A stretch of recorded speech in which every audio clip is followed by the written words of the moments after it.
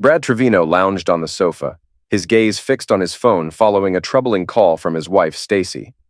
That morning, his private investigator had informed him that Stacy and her lover were heading to Honolulu for a week, despite her telling him otherwise. This was just the latest in a series of deceptions. He was stunned by his own naivety. After nearly 10 years of building a life with Stacy, it all seemed to be unraveling. He took a sip of coffee and closed his eyes, reflecting on their past. Brad met Stacy in college while pursuing business degrees. Their relationship deepened, leading to marriage after graduation. He worked for his father's successful tire store chain, starting with summer jobs and eventually joining the corporate headquarters in accounting. His father planned to pass the company on to him, with Brad expected to succeed Mike Allen, the CFO, when he retired. Stacy became a successful realtor after obtaining her license post-marriage. They had built a comfortable life together, buying a nice house in the suburbs and driving new cars. From the outside, their marriage seemed solid, though they didn't have kids, which bothered Brad more than Stacy. Now, he saw it as a bit of a blessing. Early on, Stacy said her tubes were problematic, so she had them tied. He comforted her and suggested adoption, but Stacy wasn't interested. Eventually, he came to terms with the idea that they wouldn't have children. Over the past year, though, he noticed some changes that made him suspect something was wrong, something that could change their relationship forever. For one, Stacy started spending more time out with her friends than usual. He didn't mind her having a break since he knew her job was stressful. But what used to be a bi-weekly happy hour that ended by 7 p.m. turned into a 2 or 3 night a week event. Sometimes she didn't come home until midnight or later. Brad wasn't happy about it and voiced his concerns, but she brushed him off, saying she was stressed at work and needed time to unwind. One night, when she came home with disheveled hair and clothes smelling of cigarette smoke, he asked, "So, what are you doing until midnight?" "Oh, we just had a few drinks," she replied. "Sometimes we dance if we feel like it." "Look, Brad, it's none of your business. I'm an adult and don't need you telling me what to do. So back off, okay?" Brad stared at her in disbelief. She had never talked to him like that before. Seeing his reaction, she tried to soften her tone. "I'm sorry, Brad," she said. "I didn't mean to snap at you. It's just that the market pressures are really getting to us." "You've handled tough market situations before without it bothering you," he said. "What's different now?" "You don't understand how hard it can be," she replied. "The competition is getting tougher, and the bosses are pushing us harder to close deals." "I get that, dear," he told her, "but you shouldn't take it out on me. I'm on your side, remember?" She smiled and hugged him. "You're right, honey," she said. "I'm sorry." "Okay, I accept your apology," he said. "But please go take a shower or something. No offense, but you smell like smoke." "Sorry about that," she said. "There was a lot of smoking at the club. I'll go shower now." He lay down and was already asleep by the time she came to bed. In the following months, other issues surfaced. Their bed life decreased significantly. They used to be intimate 3 or 4 times a week, but it dropped to twice a week, and eventually to about once every 2 weeks, if he was lucky. Her attitude also seemed to shift. She used to show interest in his work and hobbies, but now she seemed indifferent. Then one day, he caught her in a blatant lie. One day, he decided to surprise her with a lunch visit at her office. However, when he arrived, he was told she was out showing property. That night, after Stacy returned from her evening with the girls, he asked her about her day. "I was at the office all day today," she said. "I had a lot of paperwork to finish, so I just got a sandwich from the vending machine." Brad was stunned. She had lied to him without a hint of hesitation. As far as he knew, this was the first time she'd ever done that. He thought about confronting her, but decided against it. Given her current mood, she might overreact, and he was too exhausted to handle that. He started to wonder how many other times she had been dishonest with him. Later that night, as they lay in bed, he turned to look at her. She noticed his worried expression. "What's wrong, Brad?" she asked. "I'm worried," he said. "Worried about what?" she asked. "About us," he said. "I feel like we're growing apart. Do you still love me?" "Of course I do, honey," she said, putting her arm around him. "You know that, don't you?" "Honestly, I'm not sure," he said. "I can't remember the last time you said it. And we haven't been intimate in a while. It feels like you're away more than you're home." "I'm sorry," she said. "It's just the job pressure. I do love you. Please believe me." "Can you show it a bit more?" he asked. "Of course, baby," she said, giving him a kiss. They made love that night, and Brad felt a bit better, but he still had doubts. Things seemed to go back to normal for a month. But then the same issues started again. What is going on? He wondered yet again. He began to get an idea of what was happening the day his old friend, Ron Green, called him, asking if they could meet up. Sure, I can grab a beer with you, Brad said. What's up? I can't explain over the phone, Brad, Ron said.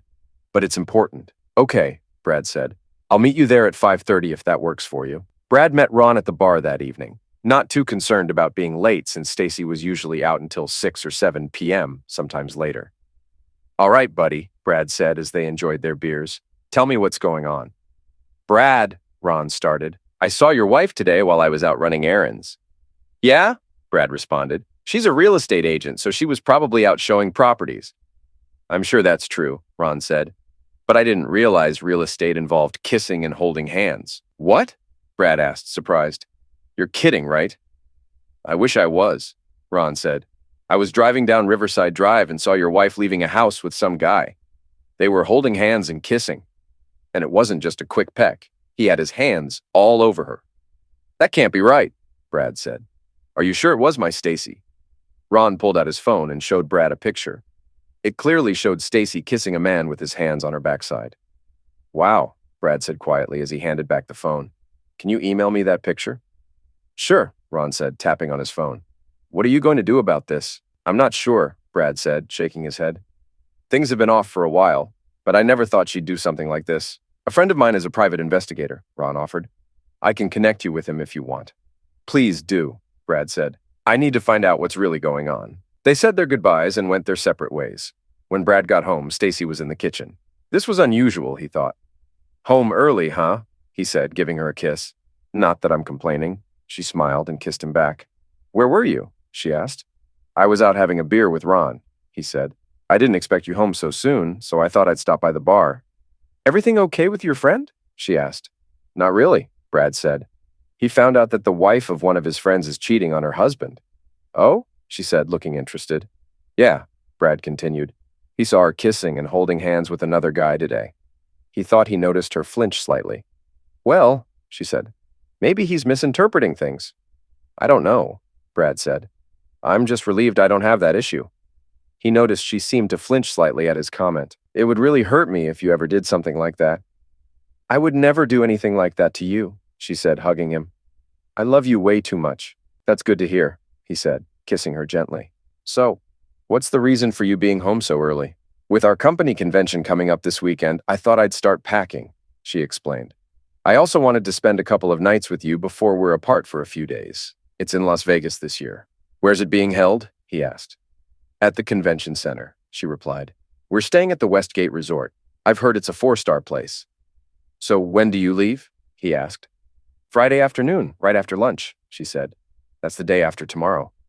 Are you getting another award this year? He asked. She usually won awards for being the top seller in the region. Probably, she said, and they shared another kiss. Well then, he said, how about I take you upstairs and celebrate your successful year? She smiled and took his hand. I was hoping you'd ask, she said. They spent the evening making love, but Brad couldn't shake his concerns. He wondered if she might cheat on him over the weekend. I've got some vacation time coming up, he said. How about I join you? We could spend the week in Vegas, relax, and reconnect. Our 10th anniversary is next week, remember? That sounds nice, she said. But I'll be so busy with seminars and meetings that we'd barely see each other. Plus, they expect me to jump right back into work after the convention. Let's celebrate our anniversary when I get back. I'll make it up to you, I promise. All right, he said. I'll hold you to that.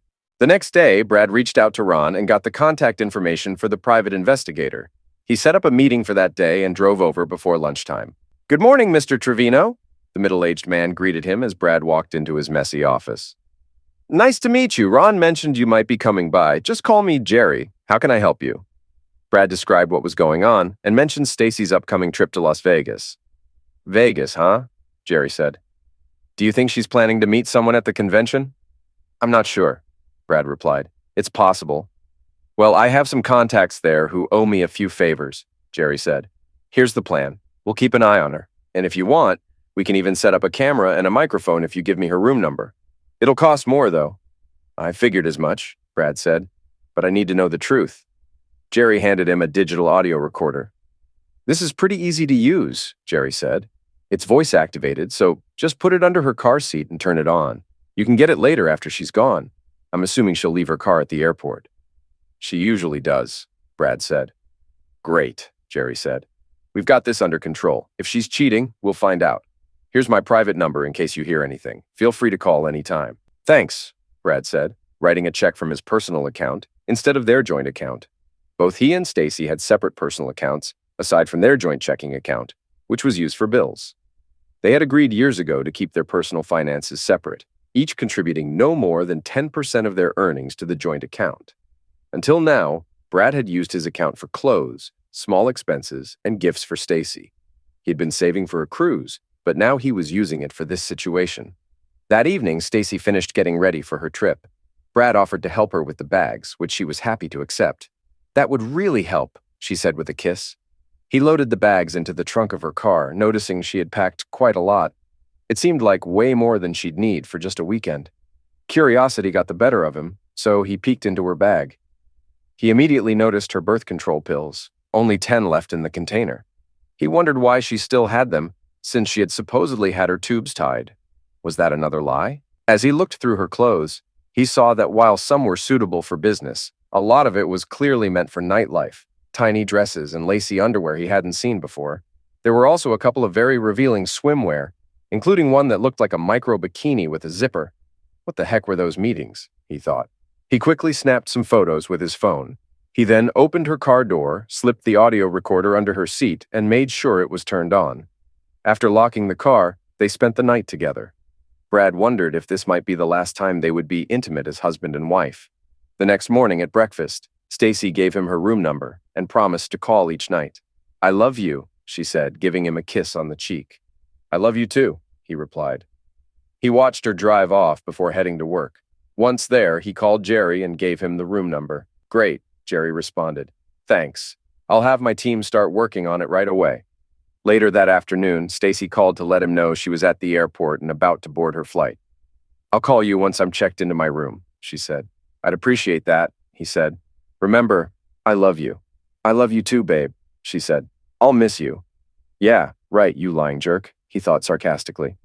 "I miss you too," he said instead. As he ended the call, he noticed his father standing in the doorway. "Everything okay, son?" his father asked.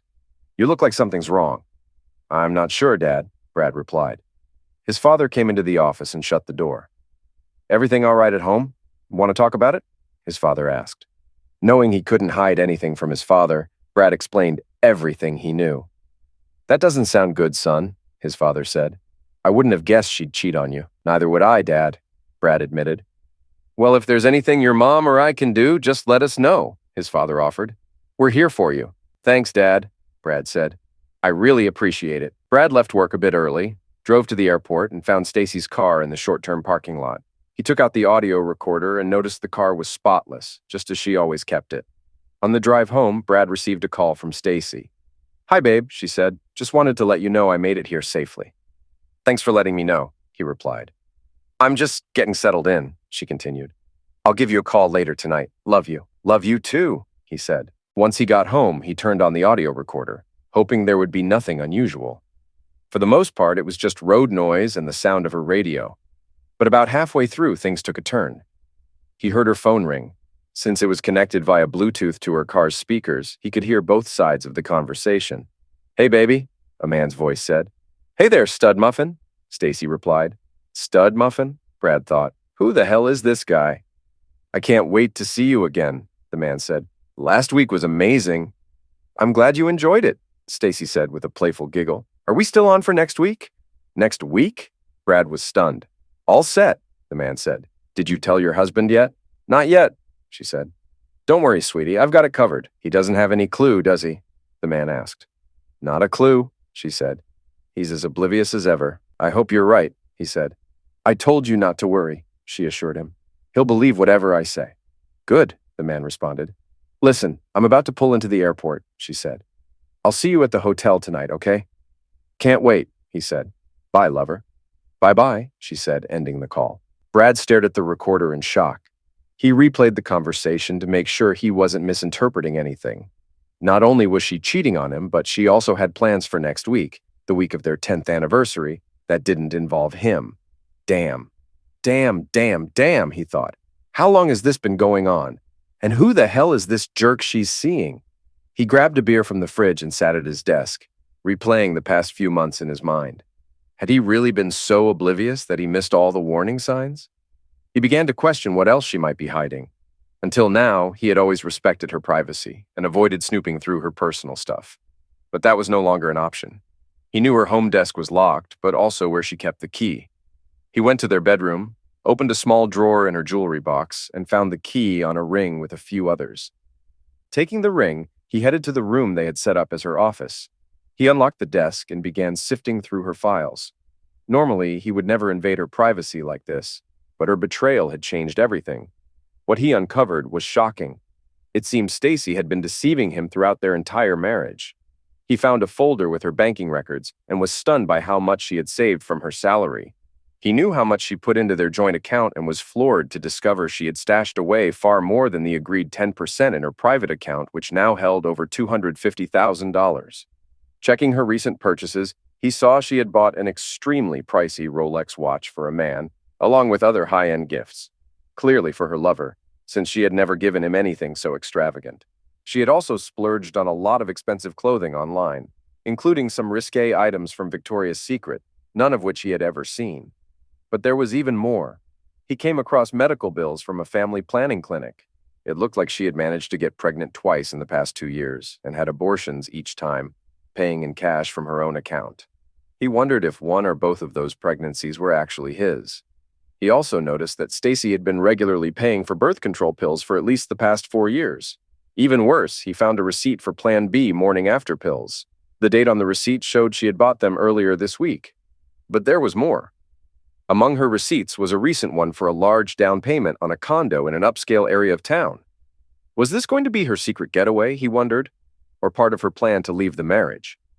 There were also receipts for utilities and new furniture. He looked at the key ring he had found earlier and wondered if one of the keys was for her new condo. He planned to find out. He turned on her computer to see if he could find any more clues. Knowing she always wrote her passwords down, he found a note taped to the bottom of her keyboard with a list of usernames and passwords. He tried the first one, and it worked. Opening her browser, he found a link to her online email account and accessed it. It was clear she had saved the username and password on the system, because he got right into her inbox. He started going through her emails and was stunned by what he discovered. There were several emails between her and someone named Greg Wilson. Most of them were explicit, with Greg talking about how much he enjoyed having closeness with Stacy. Her replies were just as suggestive. The emails went back nearly a year, around the time he first noticed changes in her behavior. From what he gathered, their meetings initially happened in hotel rooms, but they later started meeting at homes she was selling. He found an email from about 6 months ago that answered one of his questions. "Did you deal with that issue?" Greg asked. "Yes," Stacy replied. "I went to get the abortion today." "It's a shame you didn't keep it," Greg said. "You could have passed it off as Brad's." "I couldn't do that," Stacy said. "He thinks I can't have kids. He'd know it wasn't his." Brad realized that was around the time he first noticed her lying. The nerve of her, he thought angrily. The deceitful, scheming, cheating hoe. He kept going through the emails. At one point, Greg suggested having closeness in Stacy's marital bed, but she refused. "I'm not doing that to Brad," she told him in an email. "Come on," Greg responded. "The dumb jerk doesn't have a clue." "No," she replied. "I'm not doing it." "What if you had your own place?" Greg suggested. "You could buy a nice condo with your commissions and Brad would never know." "That might work," she answered. "I have my own account and Brad never questions it. I'll check what's available." That email was from 3 months ago. The receipt for the condo down payment was from just over a month ago. "I got the condo," she told him in an email.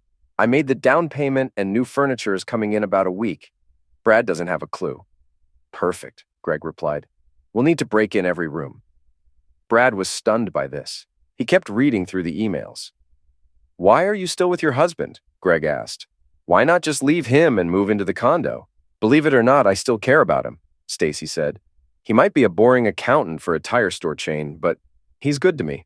I only got the condo so we'd have a private spot to meet without risking a hotel visit. Besides, you're still married." "Just say the word and I'll dump Christy right away," Greg replied. "She's a real pain anyway." "Let's see how things go after the conference," she answered. After the conference? What's supposed to happen after the conference? Brad wondered. He started printing her emails and copying the receipts when the phone rang. Stacy's name popped up on the screen. "Hello?" he answered.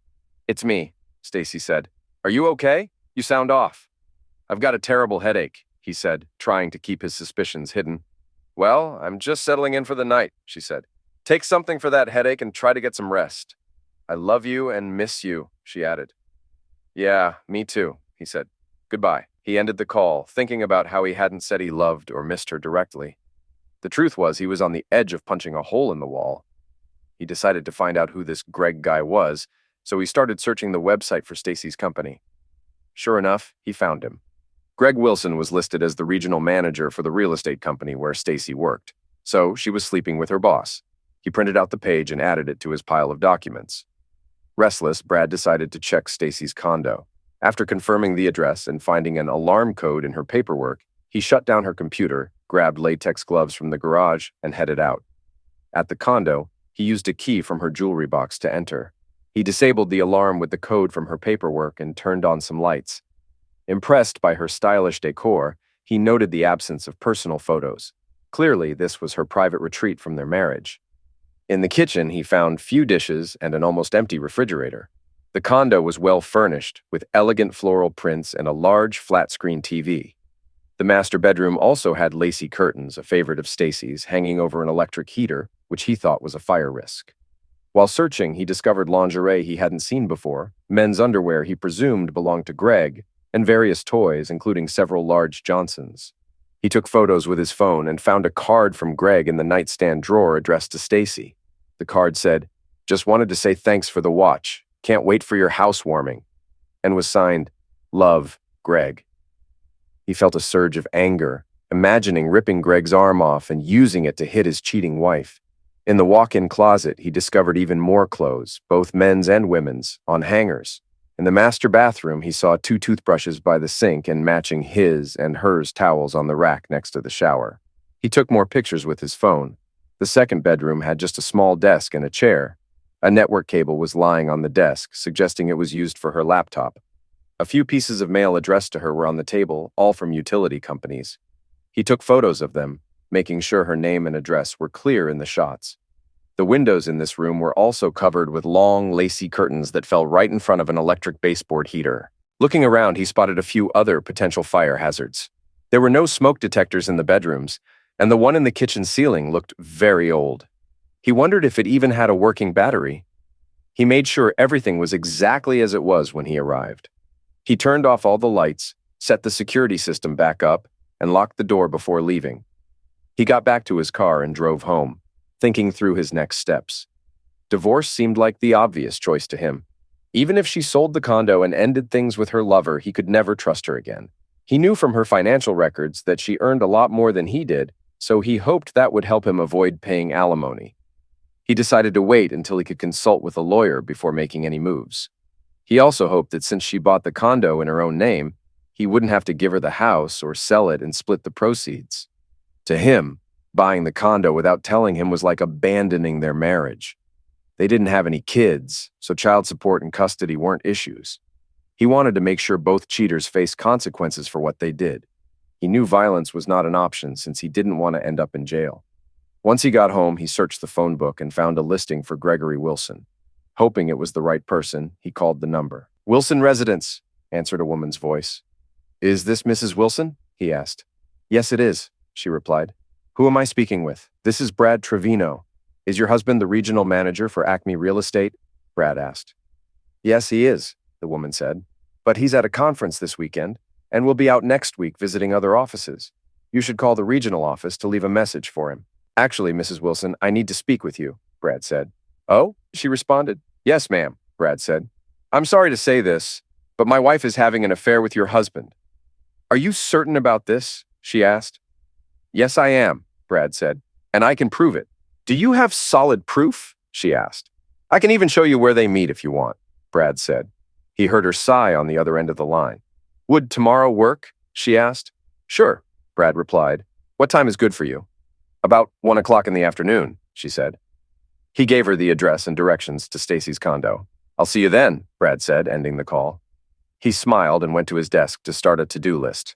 The first thing he planned was to change the locks on the doors. He could finish that before meeting Greg's wife at Stacy's condo. He thought about getting drunk that night, but decided against it. Instead, he grabbed a slice of cold pizza and ate it while weighing his options. After finishing the pizza, he trudged upstairs to bed. He got up early the next morning and went to a local hardware store to buy everything needed to change the door locks. He also made a new key for the condo. By noon, he had replaced all the locks. After a quick shower, he grabbed the audio recorder and the printed emails from Stacy's account and headed to her condo to meet Greg's wife.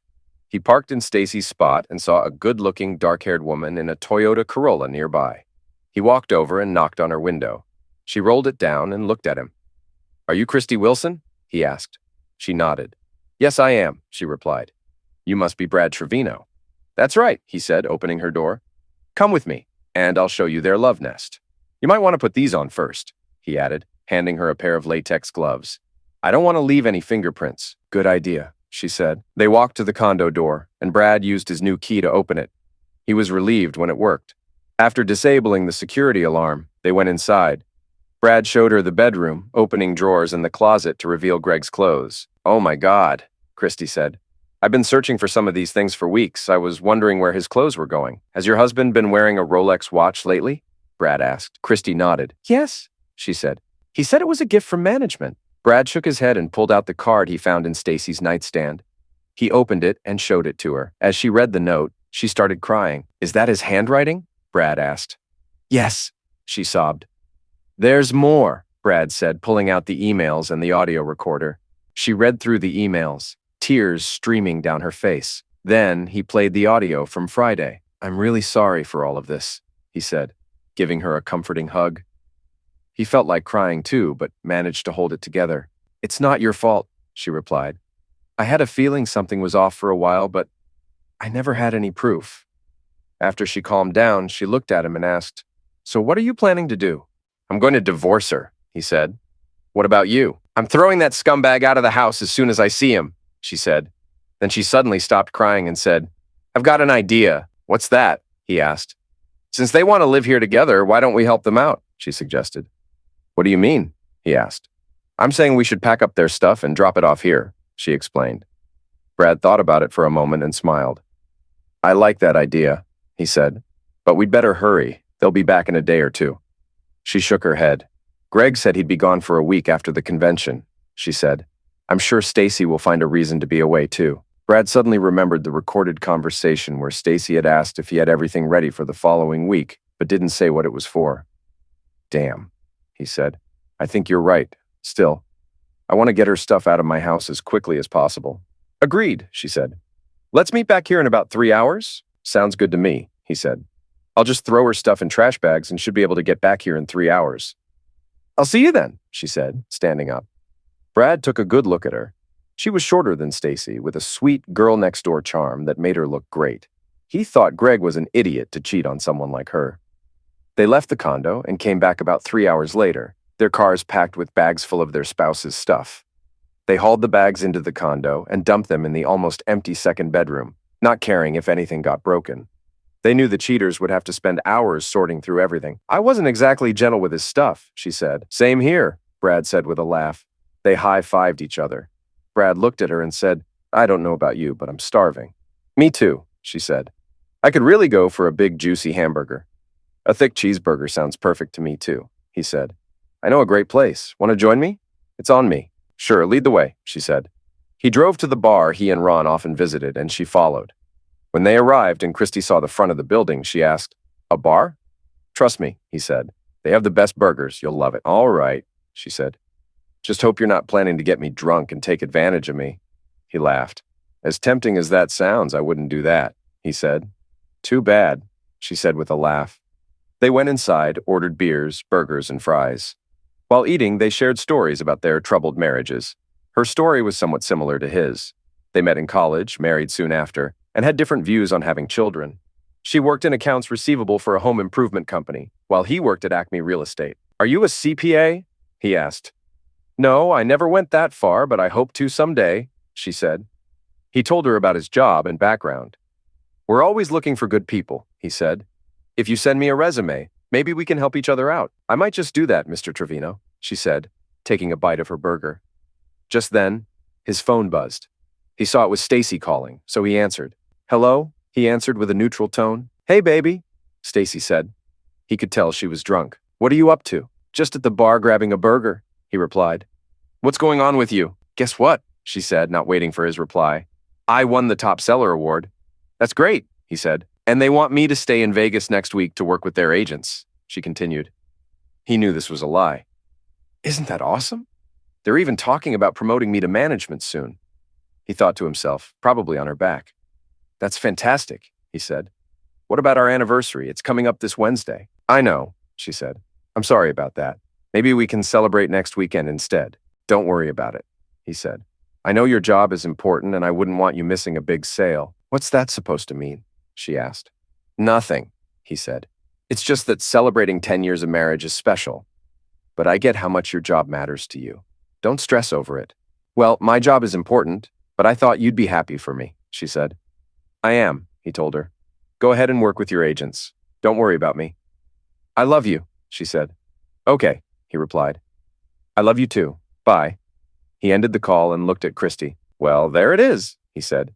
Christy shook her head. She's actually picking Greg over our anniversary, she said, placing her hand on his. He almost broke down. Here was someone he barely knew showing more concern than his own wife. What a hoe. I'm sorry.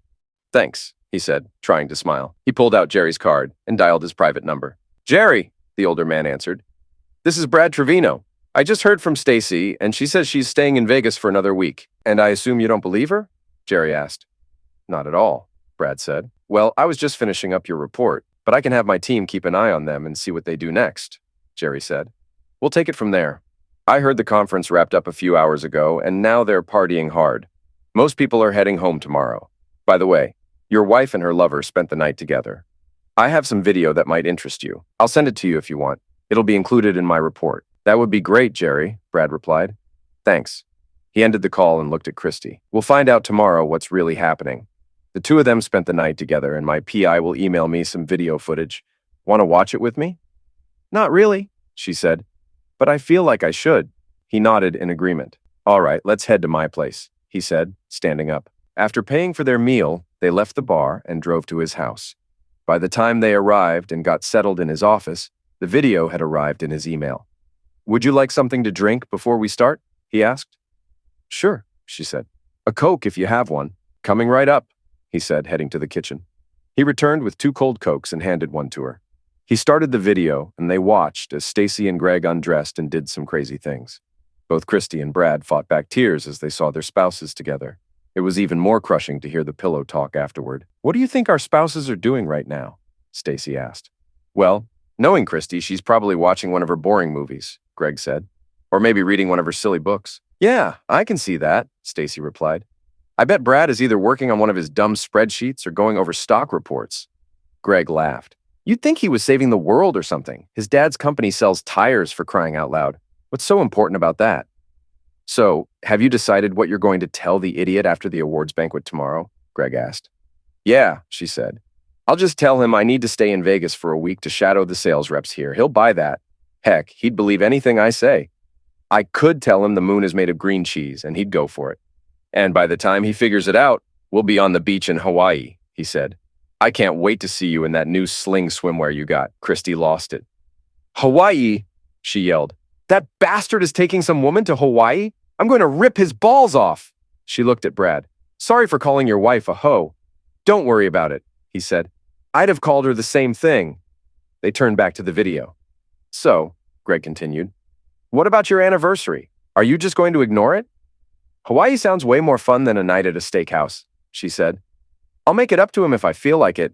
Maybe I will. Maybe I won't. Greg looked at her. You're cold, you know that? He asked. She shrugged. It's just our 10th anniversary, she said. There will be more, who cares? I need you right now. They continued their love games again, so Brad stopped the video. I've had enough, Brad said. How about you? Christy nodded, tears streaming down her face. More than enough, she said. I'm going to make an appointment on Monday to see a divorce lawyer, he said. Do you want to come with me? Would you mind? She asked softly. Not at all, he said. Christy broke down in tears. Brad held her close, letting her cry on his shoulder. He felt like crying too, but held it in. He comforted her as best as he could while dealing with his own emotions. "Would it be okay if I stayed here with you tonight?" she asked. "No closeness, I just want to be held." "Of course you can stay," he said. "Stay the week if you want." "Thanks," she said. "I can't believe I gave him all those years. I fell for his lies." "I understand completely," Brad said. He took her upstairs to the master bedroom and found an old t-shirt that was long enough for her to sleep in. She took it and went into the bathroom to change. He put on his pajamas and got into bed, waiting for her to return. She came out of the bathroom wearing the long t-shirt, and he was taken aback by how great she looked. He'd always thought Stacy's legs were nice, but Christie's were the best he'd ever seen. She smiled as she slid under the covers. "What's wrong?" she asked. "Haven't you seen nice legs before?" "None as nice as yours," Brad said. "Well, flattery will get you far, mister," she teased. He put his arm around her and pulled her close, enjoying her scent. She draped an arm over his chest and cuddled up to him. "Did you know you're the only woman I've shared a bed with besides my wife in over 10 years?" he asked. "And you're the only man I've been with besides my husband," she said. They gazed at each other for what felt like forever. Then Christy leaned in and gave Brad a tender kiss. He kissed her back with a passion he didn't know he had. Realizing where this could lead, he pulled back. He didn't want to do to Stacy what Christy was doing to him. Christy seemed to understand and rested her head on his shoulder without saying a word. They fell asleep like that. "Good morning, sleepyhead," she said. "You don't need to get up on my account," she added as he started to get up for the bathroom. "Good morning, beautiful," he replied. "I'll be right back." He went to the bathroom, which was a bit tricky due to his condition. When he came out, Christy had already started breakfast, cooking bacon and eggs. He glanced at the clock and saw it was 8:30 a.m. His focus shifted back to Christy. He enjoyed watching her cook in his old t-shirt, which briefly reminded him of better times when Stacy used to make breakfast for them every morning. "Wow, that smells amazing," he said. "I hope it's okay that I'm using your kitchen," she said. "Not at all," he replied. "I can't even remember the last time someone cooked breakfast for me." "Stacy never made you breakfast?" she asked. "She did at first," he said. "But she stopped a long time ago. She said it took too much time and she needed to look presentable for her clients." "What a hoe," Christy muttered. "I agree," he said. He breathed in the aroma of the bacon as she set a big plate in front of him. He ate the food eagerly, like he hadn't had a proper meal in ages. "That was fantastic. Do you cook like this every morning?" "Whenever I can," she said. Brad's phone buzzed. He checked the screen and saw it was Jerry calling, so he answered. "Morning, Jerry," he said. "You're working on Sundays now?" "More than I'd like," Jerry laughed. "Just wanted to update you. Your wife and her lover caught their flight from Las Vegas just before 6 o'clock this morning. They had a 40-minute layover at LAX and left there about an hour ago. They should land in Honolulu in roughly 5 hours. I can give you the flight details if you want." "I'd appreciate that," Brad said. "They're on American Airlines Flight 31, Jerry said. "I have someone in Honolulu ready to track them when they arrive." "Thanks, Jerry," Brad said, noting the information. He ended the call and turned back to Christy. "Well," he said, "it's happening. They're on their way to Hawaii." Stacy settled into her seat after the plane took off. As she looked out the window, she watched the plane heading over the Pacific Ocean. This is it, she thought. She glanced to her left and saw Greg already fast asleep in the seat beside her. Closing her eyes, she briefly reflected on the past decade. For a moment, she felt a twinge of guilt about what she was doing to her husband, who had trusted her completely. Deep down, she knew this was just another in a series of poor choices she'd made. But she told herself she deserved this. Eventually, she thought, Brad would never find out. Her marriage would continue, and they would eventually retire and grow old together. Her first mistake was telling Brad she couldn't get pregnant.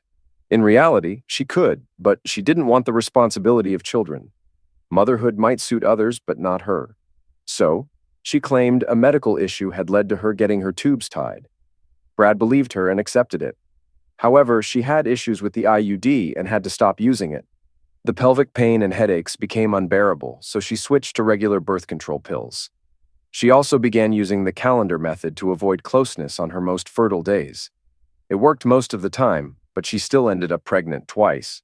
The first time was with her husband, afraid of how he'd react to the pregnancy, which would reveal her earlier lie, and wanting to stay childless, she quietly arranged for an abortion, paying for it with her own money. Luckily, they had separate personal accounts in addition to a joint one. They had agreed to deposit 10% of their net income into the joint account, but she often misreported her contributions. She could cover the abortion costs herself, keeping Brad in the dark. Her second pregnancy happened with Greg about 6 months ago. She told him about it and decided to have another abortion, once again using her own funds. She hoped Brad would never learn about this. Then there were her affairs. She stayed faithful to Brad for the first 7 years of their marriage, but everything changed one day when she was out with a client who was both handsome and wealthy. It was a spontaneous choice, but one she didn't really regret. They had an intense, passionate encounter in the master bedroom of the house she was showing, and he bought the house on the spot as a thank you. She didn't do this often, maybe 10 times over the next year and a half, but she later found out that others had done similar things. Sure, she felt a bit guilty, but she thought, why not? If other women could get away with it, so could she. In her mind, it didn't impact Brad. She still loved him, and what he didn't know wouldn't hurt him. Then she met Greg, and everything changed. He was everything Brad wasn't. While Brad liked to carefully analyze every decision, Greg was spontaneous and made quick choices. Brad's life and career path had been set long ago. He had worked for his father all his life and would soon become the CFO of his father's tire company, eventually taking over as president and CEO. Greg, on the other hand, didn't plan far ahead and lived day by day. While Brad focused on the future, Greg enjoyed the present.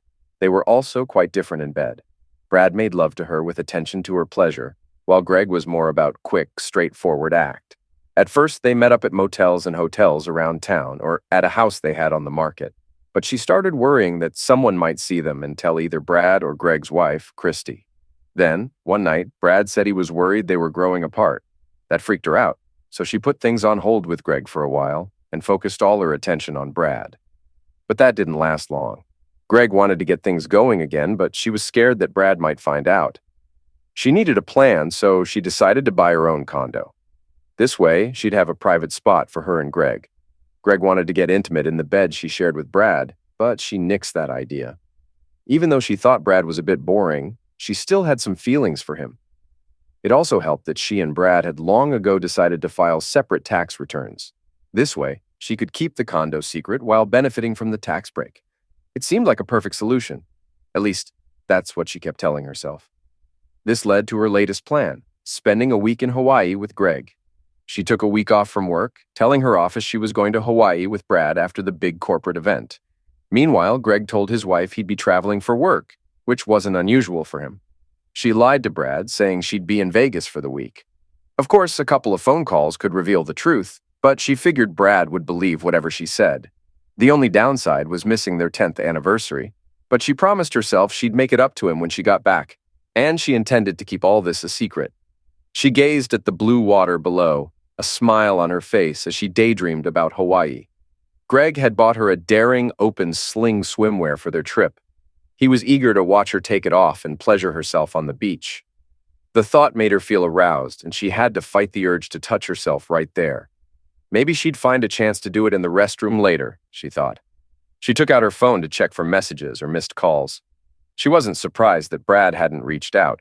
He wasn't big on texting and preferred to communicate by phone or face-to-face. She laughed to herself. The plane shuddered, and she thought they might be hitting turbulence. Then she noticed the plane starting to descend, and the engine sounded strange.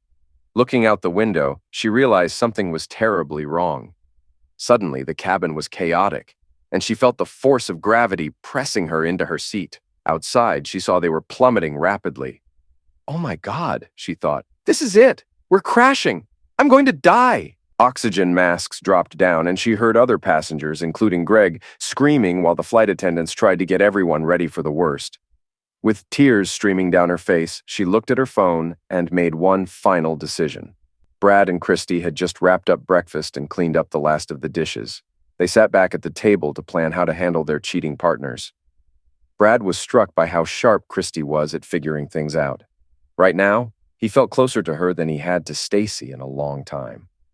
He had just come back with a second cup of coffee for them when his phone buzzed. Seeing Stacy's name, he put the call on speaker. "Hello?" he said. "Brad?" Stacy's voice was frantic, but there was a lot of noise and shouting in the background. "What's going on, Stacy?" he asked. "Not time. Plane. Down. So sorry. Forgive. Her voice cut off suddenly. Brad and Christy looked at each other, stunned. He tried to call Stacy back, but it went straight to voicemail. He turned to Christy. "Try Greg," he said. Christy rushed to the front room, pulled her phone from her purse, and tried calling. She shook her head. "It went straight to voicemail," she reported. Brad went to his home office, fired up his computer, and looked up the airline's contact number. After some back and forth, he finally reached someone who confirmed they were investigating reports of a crash. He left his contact information, along with Stacy's and Greg's details, and was told someone would get back to him. He also gave Christy's info so they could reach her too. He did a quick Google search but found nothing yet. He figured it would be at least an hour before any news would come in. They went to the front room and turned on the TV, hoping for updates. Brad flipped through the channels but found no reports. He looked at his phone, reflecting on the events that led to this moment. At last, a news network announced that an American Airlines flight bound for Honolulu had crashed into the Pacific, but no further details were available. Christy gasped, her hand covering her mouth. Brad embraced her, silently hoping Stacy was still alive. Although he resented what Stacy had done to their marriage, he didn't want her to die. After an hour, his phone rang. Lowering the volume on the TV, he picked up. "Mr. Trevino?" a woman's voice asked. "Yes, this is him," Brad replied. "I wanted to let you know that your wife's flight has indeed crashed," she said. "We don't have additional details right now, but we'll update you as soon as we have more information." "Thanks," Brad said, and ended the call. He and Christy shared a hug and a few tears. Shortly after, Christy received a call with the same update. Later, his father called, which wasn't surprising given that his parents often reached out when they heard news like this. "Hey, Brad," his father greeted. "Hi, Dad. How's everything?" Brad asked. "Just got back from church. Did you catch the news about the crash?" his father inquired. "Yeah, I saw it," Brad responded. "That's awful," his father said. "By the way, how's Stacy? Isn't she coming back from Vegas?" "She's actually not doing well, Dad," Brad replied. "She was on the flight that crashed." "What?" his father exclaimed, clearly stunned. "Why was she going to Hawaii without you?" "She was with her boyfriend," Brad explained. "Oh my God," his father said. "I'm so sorry, son.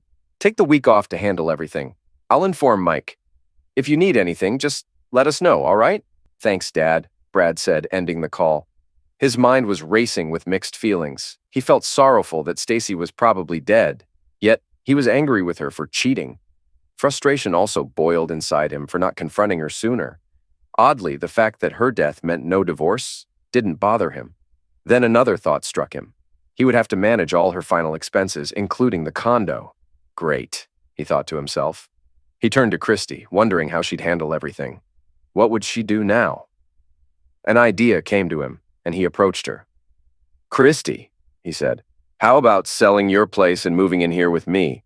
She looked up, her eyes filling with tears. "Are you serious?" she asked. "Yes, I am," he confirmed. "I've got an extra bedroom upstairs and you'll have a lot to handle in the coming months. Maybe we can support each other through this." She thought for a moment before responding. "Okay," she said, "but only if one thing is agreed upon." "What's that?" he asked. "You let me sleep with you," she said. "Really?" Brad asked. This was moving faster than he had expected, and he wondered if it was wise. He pushed that thought aside and decided to take a chance. "Yes," she replied. "I haven't had the comfort of a husband in quite a while. Last night was the first time I felt at ease in a long time. Is that all right with you?" "It's more than all right," he assured her. "Great," she said. "I'll head back to my place, grab my stuff, and come over tonight." Brad gave a nod. "I'll be here," he said. Once she left, he called Lucy, who managed the office where Stacy usually worked. "Hello," Lucy answered her cell. "This is Brad Trevino," he said. "Oh, hi, Brad," Lucy responded. "How's Hawaii?" "I wouldn't know," he said. "I've heard it's nice this time of year. Why do you ask?" "Stacy mentioned you two were heading there after the company meeting," Lucy said. "I figured you were on your way." "No," Brad corrected her. "She was heading to Hawaii, but not with me. She left with Greg." "What?" Lucy said, sounding astonished. "Yes," Brad confirmed. "But neither of them made it. Their plane crashed into the Pacific Ocean earlier today. You might have seen it on the news." "Oh no," Lucy said. "Do you know if they survived?" "I doubt either of them survived the crash," he said. "I'm so sorry," Lucy said. "Please accept my condolences. Thank you for informing me. By the way, the company provides life insurance for all employees. I'll start the paperwork first thing in the morning, but I'll need some documentation from the airline. Can you get that for me? Yes, I'll get what I can, he replied. But I have a question for you. What is it? Lucy asked. Did you know Stacy was having an affair with Greg? He inquired. I had a hunch something was going on, Lucy said. There were some rumors, but nothing concrete. We generally don't gossip about things like that at the office. Got it, he said. That's all I needed. I'll be in touch. Thanks, Lucy said. And once more, my condolences. Thank you, Brad said, ending the call. Later that night, while he and Christy were watching TV, a news segment about the crash came on. The report revealed that a crew member from a nearby freighter had captured the plane's final moments on video. The footage, which was shown on the network, clearly displayed the plane plunging rapidly, nose first. It appeared as if the plane crumpled when it hit the water. The report mentioned that the freighter had altered its course to search for survivors. Although they recovered several bodies from the water, there were no survivors. They also retrieved a lot of luggage, including items belonging to Stacy and Greg. Unfortunately, neither Stacy's nor Greg's bodies were found. The following months were chaotic for both Brad and Christy. She moved in with him and sold her house. Brad had a lot on his plate, including dealing with Stacy's condo. Since there was nothing in it he wanted, he donated everything to Goodwill, which gladly accepted it. Eventually, he sold the condo and recouped the amount Stacy had originally paid for it. Insurance payments of $500,000 from Acme Real Estate arrived for both Brad and Christy, compensating them for their spouses' deaths. Christy moved in with Brad, and they quickly set about removing all reminders of Stacy. They took down photos, removed knickknacks, and replaced furniture, especially the bed. Brad allowed family members to take anything they wanted. Everything else, including the 2 cars, was either sold, burned, donated to Goodwill, or discarded. Resolving Stacy's bank accounts proved to be a lengthy process. After several months and a mountain of paperwork, Brad managed to secure a check for approximately $250,000. Lawyers approached both Brad and Christy, eager to benefit from the crash. An investigation later revealed that the flight crew had misinterpreted warnings from the plane's computer and took incorrect actions. The aircraft descended at a rate of about 12,000 feet per minute and hit the water at around 135 miles per hour. It took just over 3 minutes for the plane to crash into the ocean. Brad thought about Stacy's final moments, some of which she spent on the phone with him. It must have been terrifying for her, realizing she was falling to her death with no chance of escape. Despite her last-minute regret, he felt it was too little, too late. Luckily, the airline agreed to a settlement with all the families affected, giving just over $175,000 to each passenger's family. After everything was settled, Brad and Christy ended up with a total of over $1.6 million. Though taxes took a chunk, they still walked away with a substantial amount. Because Stacy's and Greg's bodies were never found, there wasn't a need for a funeral. Instead, Brad and Christy organized memorial services for their families. They didn't cry over their lost spouses. 3 months later, Christy left her job to start working for Brad, and their love had grown stronger. During a dinner at a local Texas roadhouse, Brad proposed to Christy, kneeling on one knee. Her joyful scream was met with applause from the diners around them. She whispered to him that he had finally decided to make an honest woman out of her. Brad, curious, asked why she thought that. Christy told him it was because he was going to be a daddy, and he responded by showering her with kisses. Brad expressed his deep love for her, and she replied that she loved him even more. Then she mentioned that there was one thing she needed to ask. When Brad inquired what it was, Christy requested that he not make her fly anywhere. Brad laughed and hugged her tightly, reassuring her that she had nothing to worry about.